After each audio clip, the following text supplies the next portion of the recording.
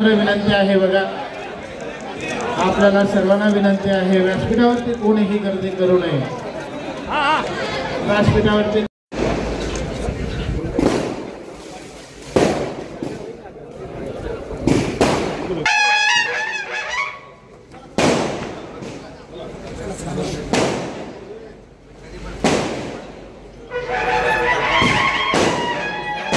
महाराष्ट्र शहर rickshaw taxi संयुक्त कृती समिती आणि एकनाथजी भोयर साहेब यांना विनंती करतो.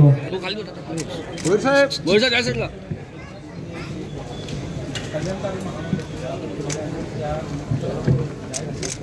साहेब थोड़ा सा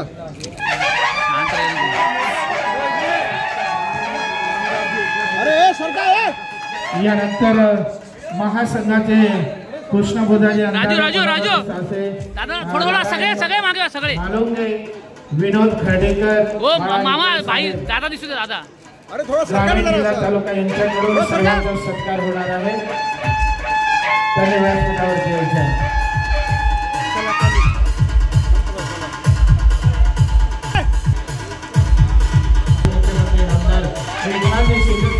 मोबाईल मागे घे मोबाईल. खूप आहे साहेब. त्याचबरोबर काही रिक्षा चालकांचे ते दंड म्हणून 3-3 लाख रुपये त्या रिक्षा चालकांवर प्रलंबित आहे. तर अशा 1500 रुपयाप्रमाणे जर रोज दंड मारला एक ते 1500 रुपयाप्रमाणे 3-3 लाख रुपये असे त्या रिक्षा चालकांकडे आहेत. आणि ते दंड किमान त्या रिक्षा चालकांचं म्हणणं आहे का तो दंड जो आमच्यावर पेंडिंग आहे तो आम्हाला माफ करावा आणि 200 रुपये जो प्रमाणे दंड आहे तो आम्ही गजबल राजू अरे त्यानंतर साहेबांकडे आहे तर राजू हात का राजू गजबल हात घाला ना. 1500 रुपयाचा ऑनलाईन दंड तो पूर्व 200 रुपये व्हावा आणि रिक्षाचे मुक्त परवाने बंद करावे. यानंतर साहेबांच्या वतीने संगणक मंडळामध्ये आपण घेतलेला आहे. म्हणजे तुमची पॉलिसी, इन्शुरन्स, आरोग्यविषयक लाभ, कर्तव्यावर असताना दुखापत झाल्यास 50,000पर्यंत अर्थसहाय्य मिळणार, पाल्यांच्या शिक्षणास, मुलांच्या शिक्षणासाठी शिष्यवृत्ती, कामगार कौशल्य वृद्धी योजना, 65 वर्षावरील ऑटो रिक्षा परवाना धारकांना हे शिकवण आपण पुढे नेतोय, त्यांचे विचार पुढे नेतोय. आणि खऱ्या अर्थाने आपल्याला माहित आहे की त्या काळामध्ये मी पाहिलं 2 वर्षापूर्वी टीव्हीवर फक्त एकनाथ शिंदेच चालला होता, एकनाथ शिंदेच चालला होता. पूर्ण देशात नाही 32 देशामध्ये, जगभरामध्ये एकनाथ शिंदे कोण आहे, हु इज एकनाथ शिंदे, एक कुतूहल होतं. का तर सत्ता सोडणारा हा एकनाथ शिंदे होता, मंत्रीपद सोडणारा हा एकनाथ शिंदे होता, सत्ता सोडून पाय उतार होणारा एकनाथ शिंदे होता. आणि माझ्यासोबत 50 आमदार, इकडे प्रताप संजय काय 50 आमदार, नंतर रवी सगळे आले. तुम्ही तेव्हा आमदार नव्हते, तुम्ही डायरेक्ट खासदार झाले.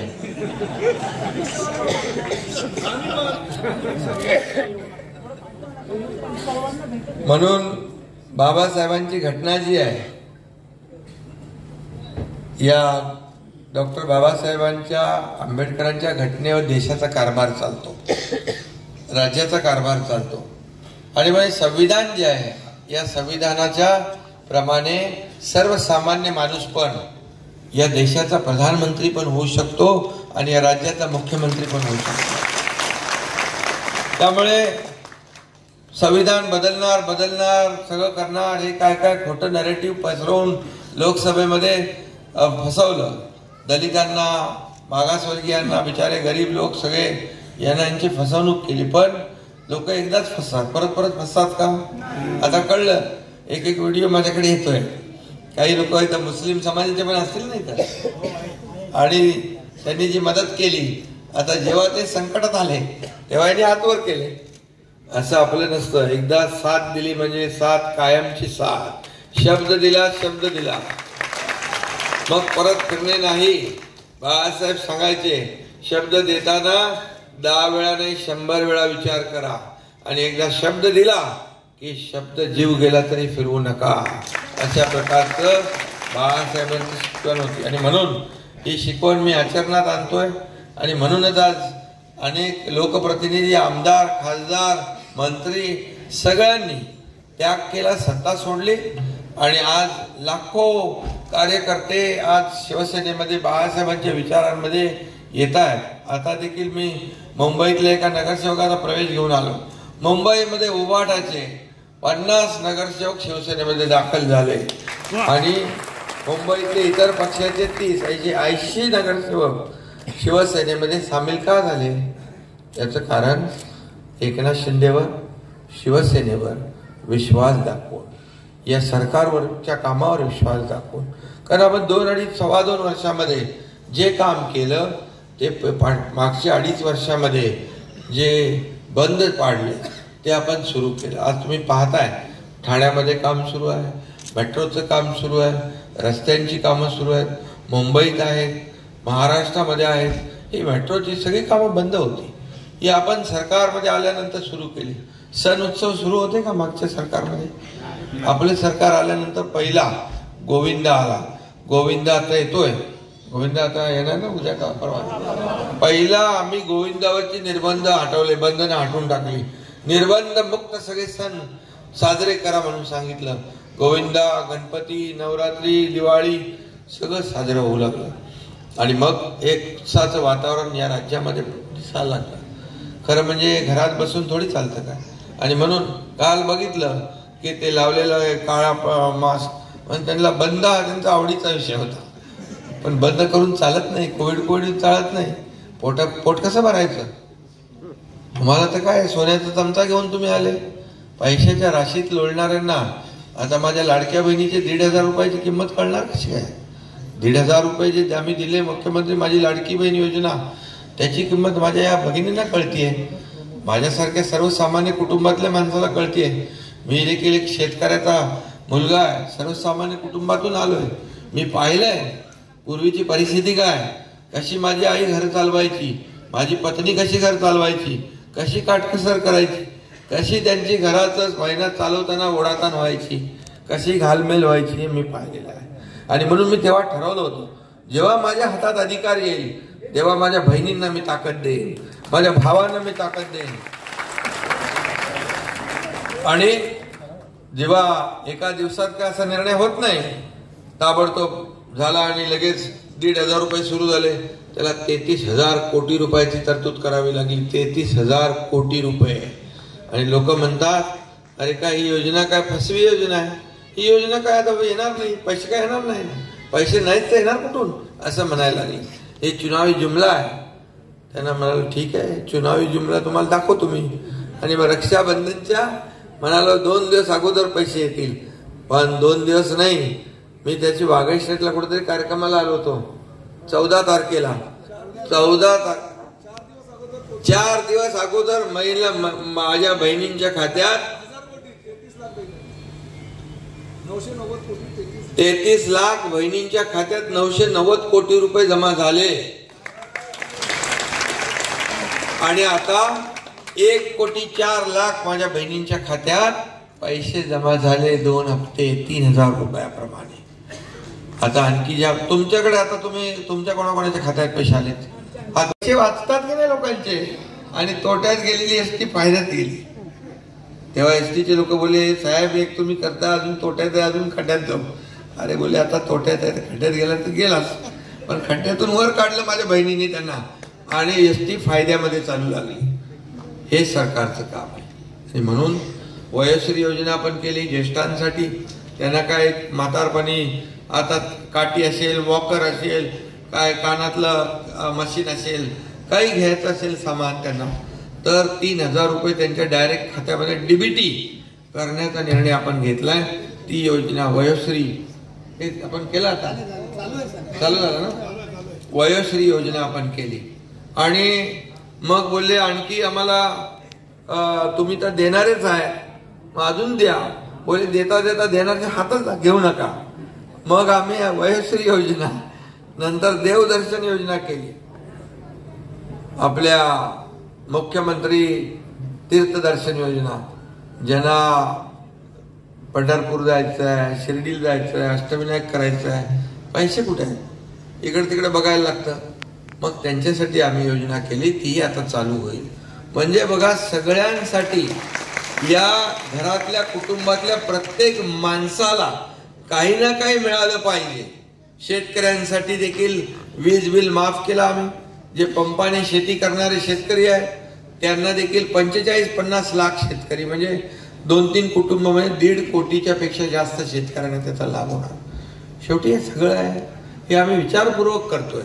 म्हणून हे सर्वसामान्यांचं सरकार म्हणतो, सर्वसामान्यांचं सरकार म्हणतो. मग सर्वसामान्यांसाठी ते सरकारने काम केलं पाहिजे आणि म्हणून आम्ही काम करतोय. आणि म्हणून दुखा लागलेलं विरोधकांच्या, आणि त्या पोटदुखीला पण बाळासाहेब ठाकरे आपला दवाखाना आपण काढून ठेवलेला आहे. जा, मोफत इलाज करा, उपचार करा आणि बरे व्हा आणि चांगलं बोला. माझ्याबद्दल काही चांगलं बोलू शकत नाही. सकाळ संध्याकाळ शिव्या देतात, रोज देतात. मी काय त्यांच्याकडे बघत नाही. मी त्यांच्या कामांना, आरोपांना आणि शिव्यांना मी कामातून उत्तर देतो.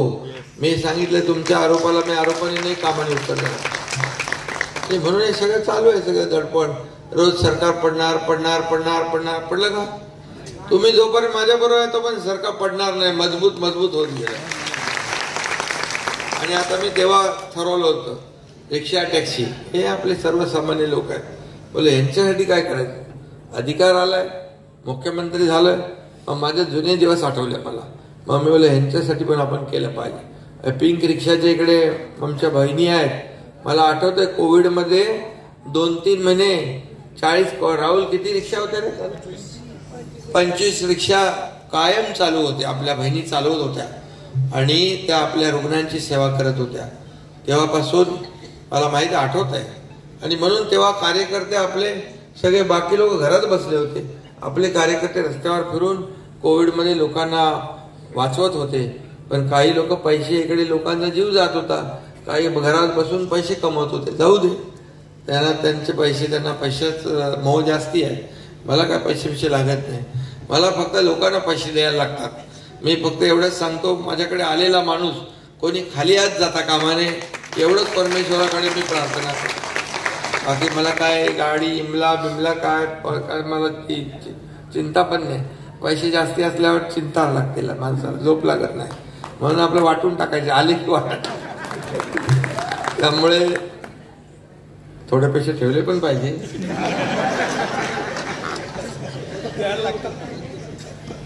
नाही तसं आहेत आपल्या इकडे बसले सेटल.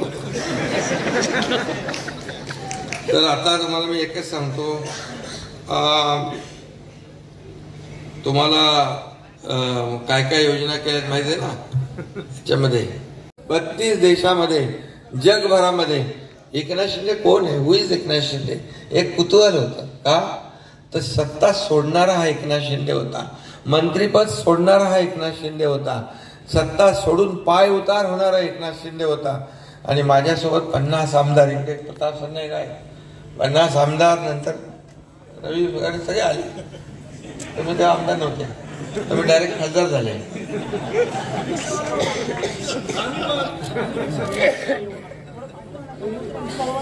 म्हणून बाबासाहेबांची घटना जी आहे,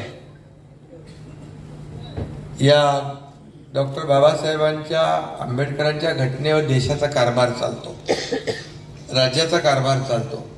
आणि मग संविधान जे आहे, या संविधानाच्या प्रमाणे सर्वसामान्य माणूस पण या देशाचा प्रधानमंत्री पण होऊ शकतो आणि या राज्याचा मुख्यमंत्री पण होऊ शकतो.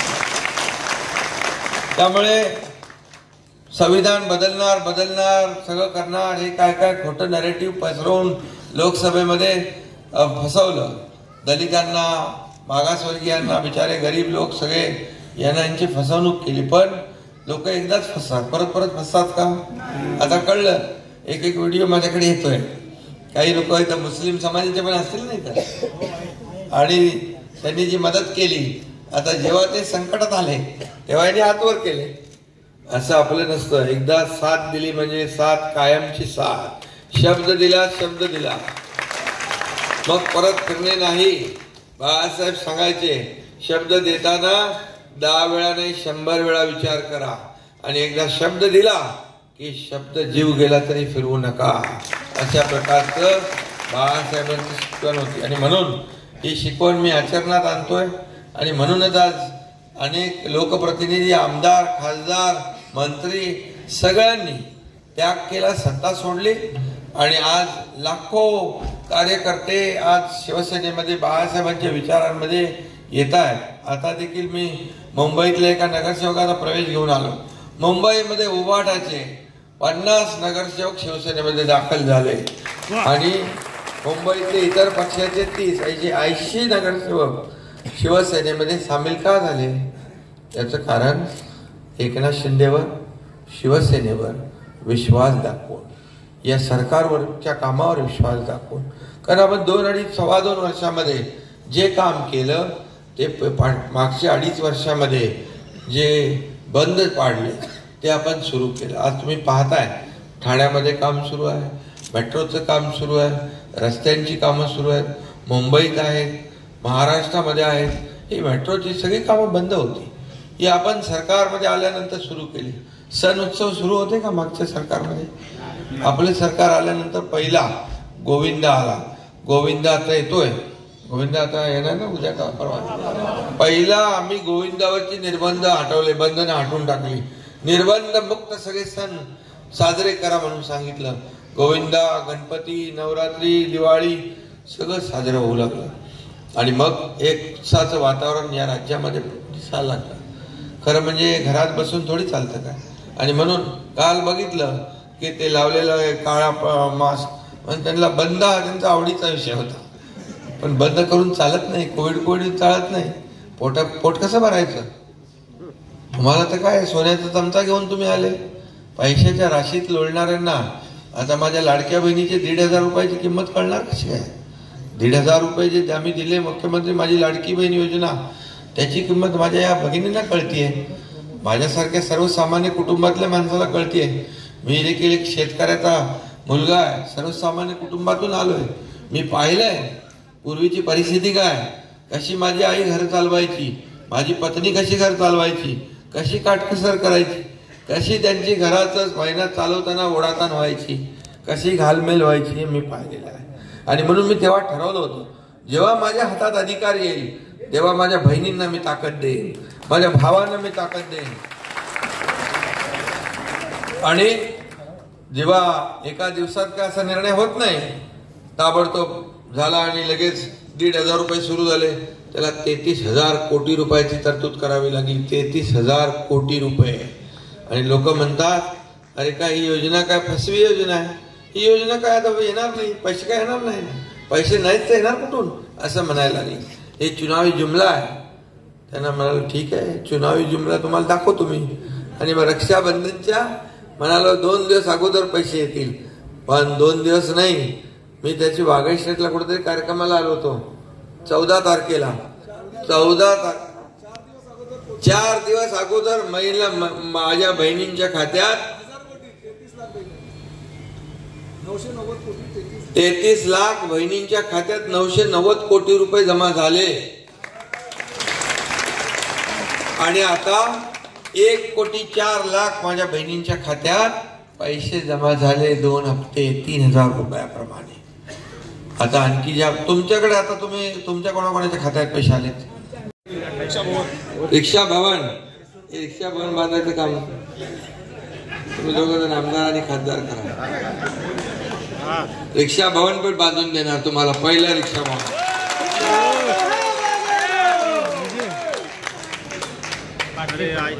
आणि मला वाटतं बाकी ठीक आहे.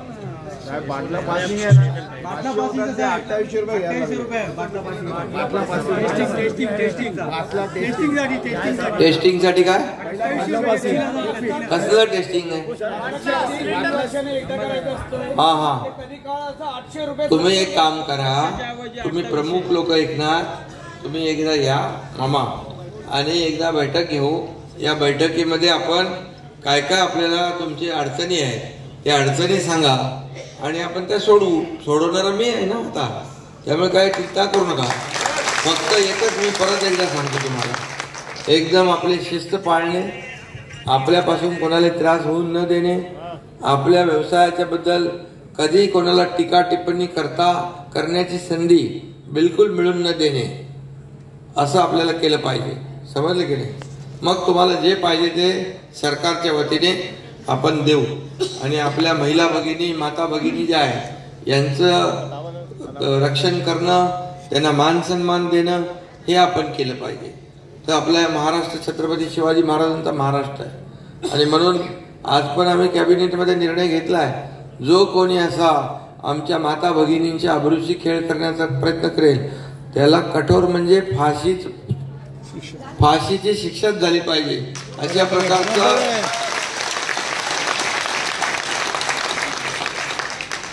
आणि त्याच्यावर काम चालू आहे. पोलीस काम करतायत, सरकार काम करते. त्यामुळे जिथं कुठं असे लोक भेटतील त्यांना पण आपण बंदोबस्त करायला पाहिजे. त्यांचा पोलिसांकडे द्यायचं आहे आपल्याला, त्यांना पकडून द्यायचं आहे. बंदोबस्त म्हणजे त्यामुळे आपल्याला एवढंच सांगतो की पुन्हा एकदा मी आपल्याला सगळ्यांना मनापासून धन्यवाद देईन. आपण 2 वर्षांनंतर मला सत्कार ठेवला. 2 वेळा टायमिंग घेतला, वेळ मलाच नाही मिळाला, कारण मी आता राज्यभर दौरे करतोय सगळीकडे. आता तब्येत माझी जरा थोडी खराब आहे, पण मी आज जळगाववरून इथं आलो. काल यवतमाळला होतो. दररोजचा आपला सगळा प्रवास सुरू आहे. आणि म्हणून लोक देत आहेत, प्रेम करतात, प्रेम देत आहेत, आशीर्वाद देत आहेत.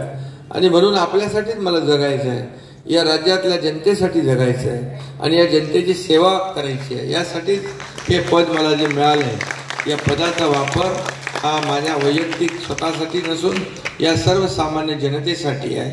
आणि सर्वसामान्य जनतेचं हित, या राज्याचा विकास, आणि हेच माझं ध्येय आहे. आणि म्हणून या राज्यातला प्रत्येक माणूस, शेतकरी, कष्टकरी, कामगार, वारकरी.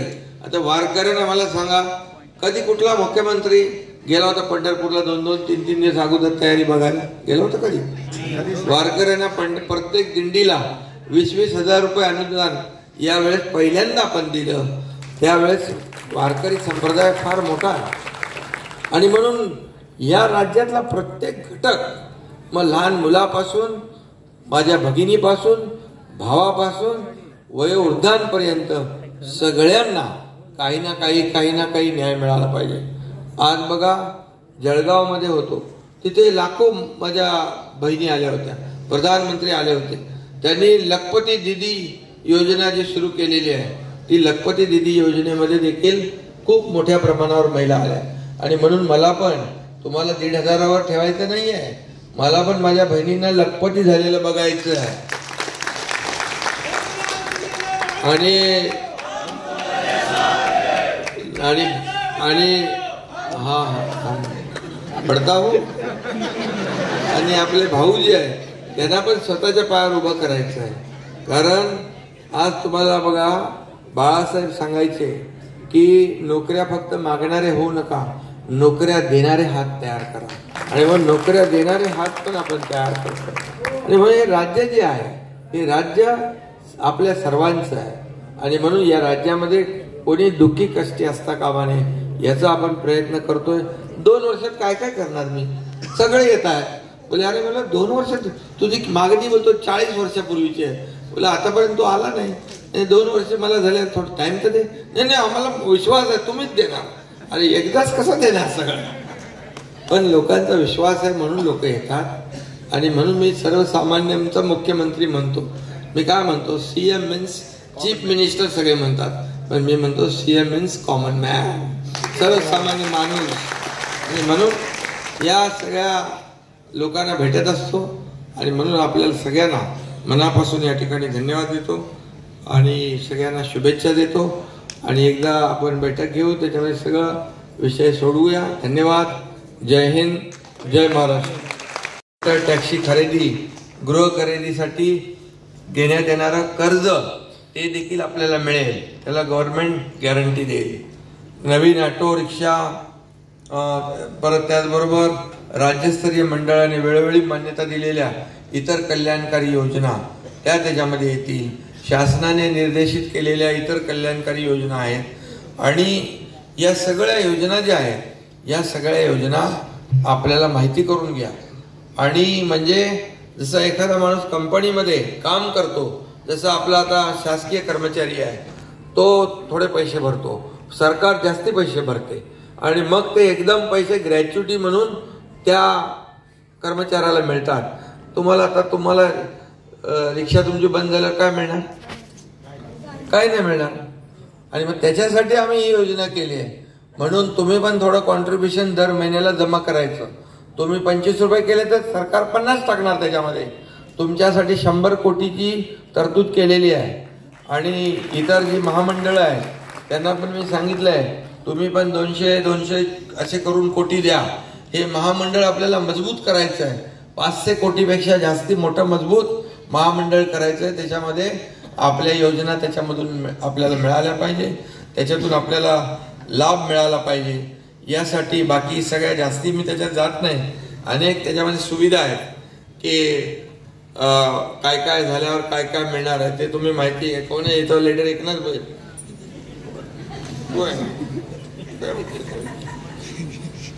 हा, ते जाऊ दे, ते झालं, ते मीटर डाऊन झालंय. ते राहुलनी पण ते झालंय. नाही, हे जे आहे ना तुमचं मागण्या, या मागण्या ज्या आहेत, तुम्ही आज मला सत्कार करायला बोलवलं का?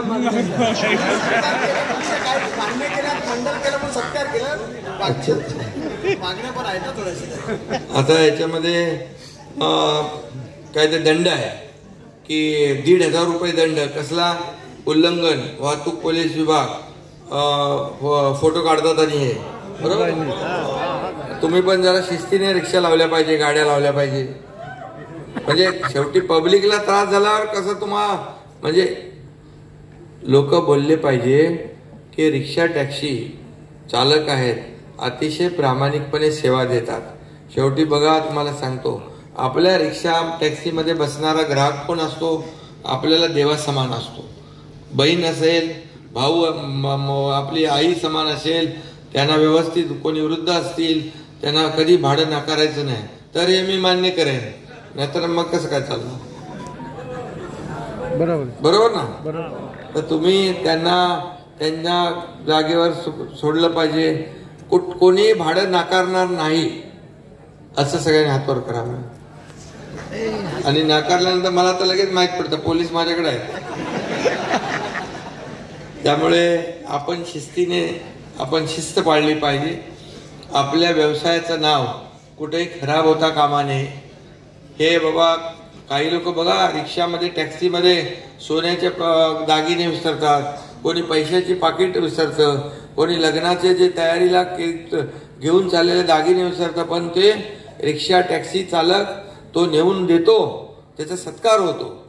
आता कोणी असं कधी तुम्हाला मिळालं तर तुम्ही लगेच त्याला नेऊन द्या, तुमचा मुख्यमंत्री सत्कार करेल, जाहीर सत्कार.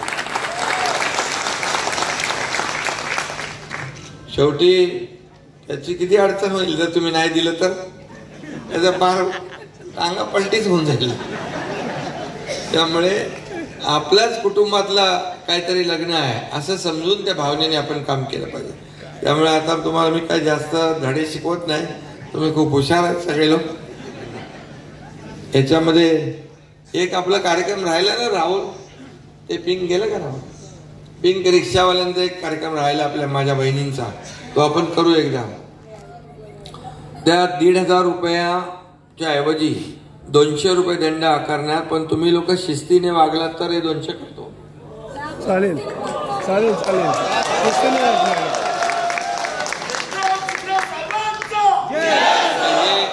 हे 200 रुपये दंड करू आपण. आणि त्याच्यावरचा जो दंड, व्याज बीज आहे, हे सगळं माफ करायला लावू. त्याला अभय योजना आहे, ते अभय योजना लागू करायची आहे, बरोबर. आणि दुसरं जे परवान्यांचं आहे ना, परवाने जास्ती झालेत ना, मोबाईलवर फोटो, मोबाईलवर पण आपण निर्णय घेऊ. आणि शेवटी प्रत्येक शहराचे एक लिमिट असतं, तर त्या लिमिटच्या बाहेर गेल्यानंतर ते होत नाही. त्याचबरोबर अरे तुमचं मध्ये आम्ही काहीतरी रद्द केलं ना, ते 50 रुपयाचे पासिंगचं केलं ना, एकेकाला 80-90 हजार रुपये दंड लागला होता, तो रद्द केला ना आपण. पासिंगचा तो रद्द केलेला आहे. आणि दुसरं ई रिक्षा बाईक टॅक्सीना महानगरपालिका हद्दीत प्रवासी घेण्यास परवानगी देऊ नये. म्हणजे मोबाईलवर फोटो काढायचं ते वो साहेब, मोबाईलवर फोटो काढतात ते. मोबाईलवर तर सांगितलं मगाशी. आणि त्याच्यामध्ये पासिंग आणि तुम्ही शिस्त मोडू नका. मोबाईलवर कोण फोटो काढतो बघतो मी. आणि दुसरं काय आणखी, पार्किंगचा विषय आहे, थर्ड पार्टी विमा विषय आहे. महामंडळामध्ये कल्याणकारी मंडळात जमा करा आमचे पैसे, इन्शुरन्सचे पैसे आणि आपणच द्या त्याचे. हा तुम्हाला देऊ, तुम्ही पण जमा करायला पाहिजे. नाही, त्याच्यामध्ये तुम्हाला सांगतो, दर महिन्याला काहीतरी 25 रुपये आहे. दर महिन्याला 25 रुपये तुम्ही भरू शकता ना. मग तुम्हाला एकदम जेव्हा ग्रॅज्युटी तुमचं वय झालं की ग्रॅज्युटी मिळेल, तुम्हाला पेन्शन टाईप मिळेल. हा ते मिळेल ना. वर्षाला जी गाडी पासिंग होते ना, हा आमच्याकडून 4 ते 5 हजार रुपये. आपल्या माणूस का साखर करतो. हा म्हणजे बरोबर त्याच्या घरी महिला, हा तुमच्या कोणाकोणाचे आले ते पण हातकोर करा, तुमच्या भगिनींच्या आले. आता ज्यांच्या खात्यात पैसे नाही आले त्यांच्या खात्यात पैसे 31 ऑगस्ट पर्यंत अजून फॉर्म भरायचे बाकी आहे. आणि ते पैसे तुमचे या पुढच्या काळामध्ये येतील. ज्यांचे 31 ऑगस्टच्या नंतर पण राहून जातील फॉर्म, त्यांना पण मुभा आम्ही ठेवलेली आहे. सप्टेंबर महिन्यात पण आपल्याला पैसे मिळतील.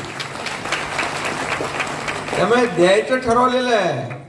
हे देणारे आहे, घेणारे नाही. हे देना बँक आहे, लेना बँक नाही.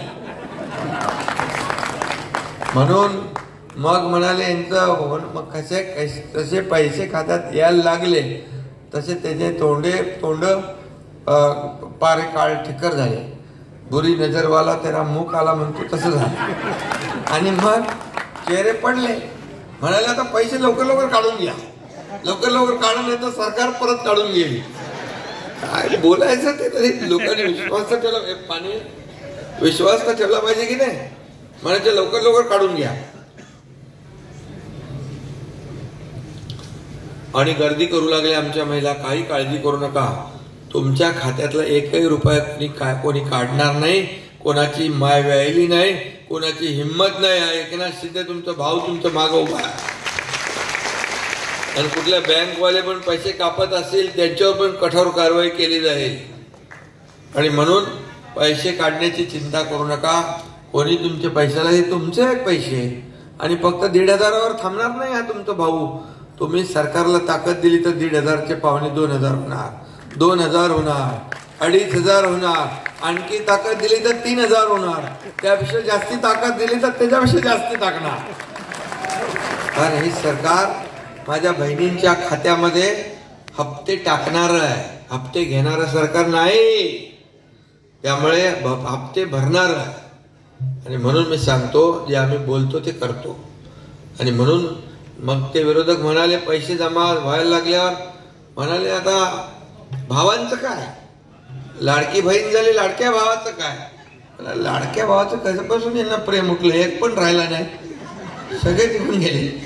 मग बोला आम्ही लाडका भाऊ पण आणणार. मग लाडका भाऊ आता रिक्षा टॅक्सीचे आपले जे लोक आहेत त्यांना सांगतो, तुमची मुलं 12वी पास आहेत, डिप्लोमा आहे, डिग्री आहे, त्यांना 6,000, 8,000, 10,000 महिन्याला प्रशिक्षण भत्ता देण्याचा निर्णय आपल्या सरकारने घेतला.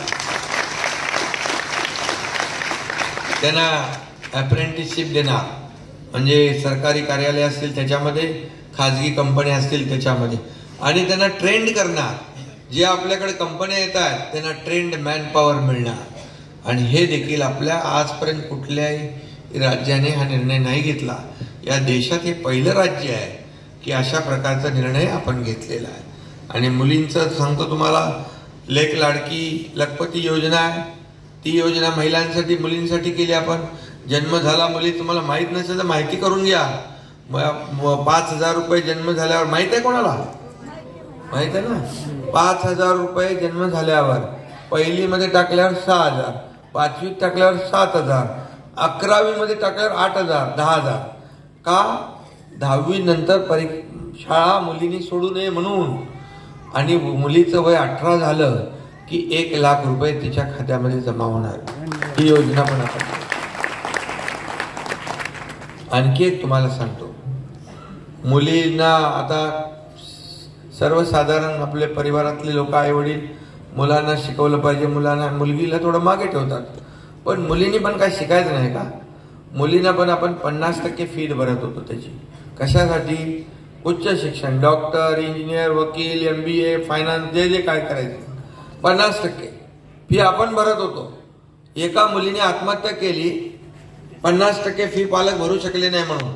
मला रात्री 12:30 वाजता टीव्हीवर मी बातमी बघितल्यानंतर 1:45ला मी आमच्या एका मंत्री चंद्रकांत पाटील यांना फोन केला आणि मग त्या दिवशी ठरवलं की आपल्या राज्यात शिक्षणापासून वंचित कुठली मुलगी राहू नये आणि कोणी आत्महत्या करता कामा नये म्हणून पूर्ण 100% फी आपण चालू केली. हे आपलं काम आहे, हे सरकारचं काम आहे. सरकार कशासाठी आहे? लोकांसाठी आहे का लोकांच्या विरोधात काम करण्यासाठी आहे? आणि म्हणून या सरकारने सगळ्या योजना, ज्येष्ठांना पण आम्ही घेतलंय.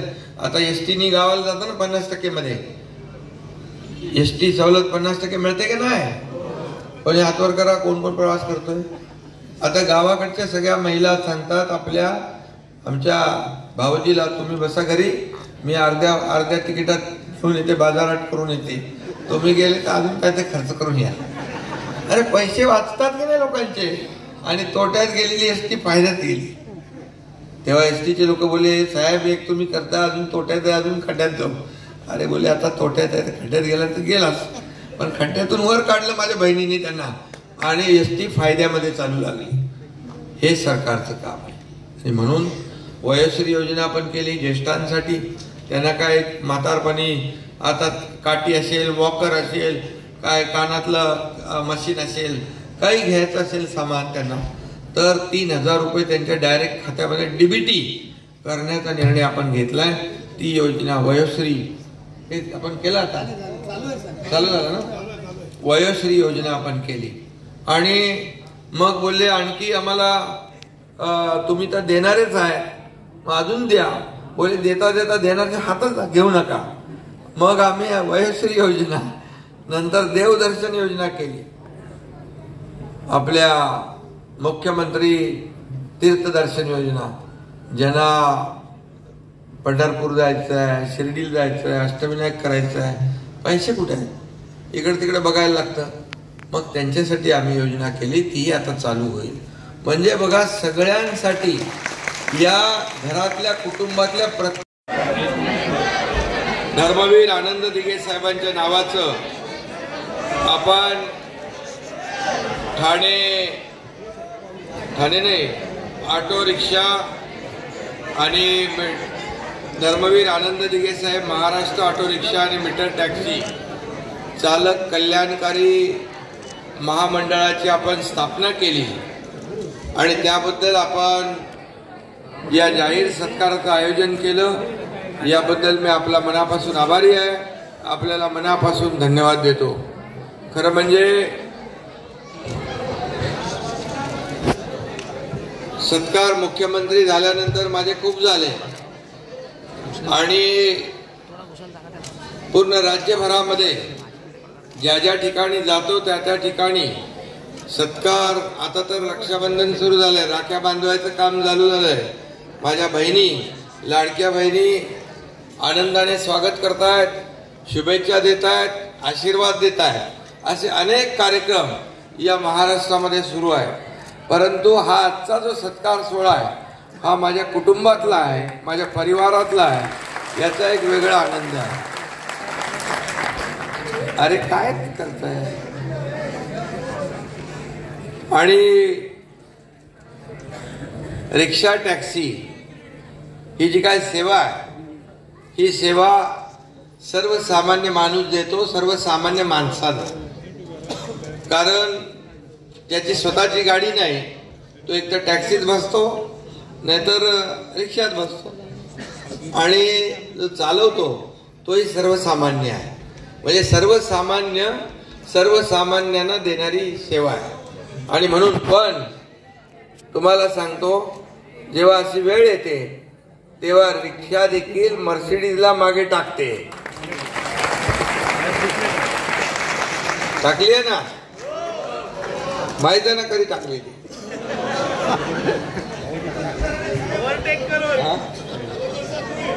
लाख रिक्षावाला एक रिक्षावाला. आणि म्हणून जसं त्यांनी म्हणून आपण रिक्षा टॅक्सी असू द्या हे सर्वसामान्य लोक आहेत आणि त्यांनी कुणाला कमी समजू नये. 2 वर्षापूर्वी हे अशाच रिक्षाची किक बसल्याने बरेच जण ठीक झाले ना. बरेच जण फिरायला लागले, कोणाचं काय पाठदुखी गेली, मानाचं दुखणं गेलं, पट्टा गेला, काय काय गेलं. आता काल मी बघितलं ते काळ्या पट्टीचं आंदोलन कोर्टाने चपराक दिली तर काळी पट्टी लावायच्या ऐवजी तो काळा मास्क लावला. म्हणजे अजून कोविडमधून बाहेर यायला तयार नाहीत आणि लोकांची एवढी ॲलर्जी अजूनपर्यंत आहे. आणि मग ही ॲलर्जी जी आहे ही ॲलर्जी दूर करण्याचं काम, मी डॉक्टर नसलो तरी ऑपरेशन करण्याचं काम एकनाथ शिंदेने केलं. त्यामुळे हलक्यामध्ये कोणाला घेऊ नये आणि मी देखील कुणालाच घेत नाही. म्हणून मी तुमच्या कार्यक्रमाला आलो इथं. आता मी मुंबईत होतो, आता हे रिक्षा आणि माझं नातं जुनं आहे. त्यावेळेस देखील या ठिकाणी जे काही काम मिळालं जबाबदारी ती माणसाने प्रामाणिकपणे पार पाडली पाहिजे. त्यावेळेस देखील रिक्षा चालवत असताना, कंपनीत काम करत असताना, फिशरीजमध्ये मच्छी कंपनीत काम करत असताना तेव्हा देखील एकनाथ शिंदेने जे काम केलं ते प्रामाणिकपणे केलं, जबाबदारीने केलं आणि खऱ्या अर्थाने आपलं कर्तव्य म्हणून केलं. आणि म्हणून मी कधीही याही वेळेस तुम्हा लोकांना पण सांगतो, रिक्षा टॅक्सीवाले जे आपले ड्रायव्हर आहेत, मालक आहेत, आलेलं कुठलंही भाडं, मग आपली भगिनी असेल, आपलं बांधव असेल, आपले ज्येष्ठ वडिला सन्मान माणसं असतील, त्यांना कधी भाडं नाकारायचं नाही. कोण कोण नाकारत नाही त्यांनी वर हातवर करा. आम्ही नाकारत नाही. नाही, हुशार चांगले लोक आहेत. सुधारणा झाली पाहिजे. खरं म्हणजे ग्राहक आपला देवता असतो, बरोबर की नाही. आणि मला आठवत आहे की त्यावेळेस देखील नेहमी मी सांगायचो की कुठलंही साधन असू द्या, की कुठलंही काम असू द्या, कुठलंही जबाबदारी असू द्या, ते कुठलंही काम छोटं मोठं नसतं. प्रत्येक काम महत्त्वाचं असतं आणि ते आपण प्रामाणिकपणे पार पाडलं पाहिजे. तरच माणूस हा आयुष्यामध्ये पुढे जातो. मला काहीतरी मिळेल, मला काहीतरी मिळालं पाहिजे, मला काय मिळालं यापेक्षा मी समाजाला काय दिलं हे महत्त्वाचं. आणि मग ही सेवावृत्ती ठेवली तर खऱ्या अर्थाने लोकांची दुआ मिळते, लोकांचा आशीर्वाद मिळतो. आणि म्हणून हा एक छोटासा कार्यकर्ता या ठाण्यातला, या वाघे स्टेटमधला, किसन नगरमधला तुमचा एकनाथ शिंदे या राज्याचा मुख्यमंत्री होऊ शकला.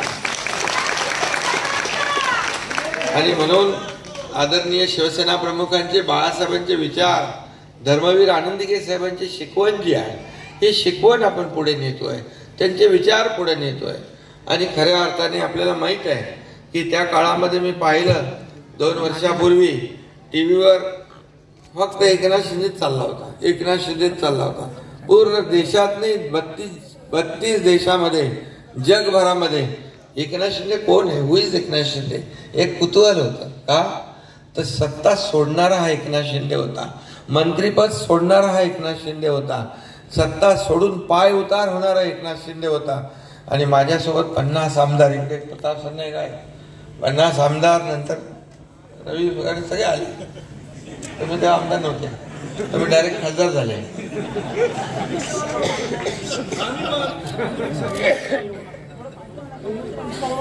म्हणून बाबासाहेबांची घटना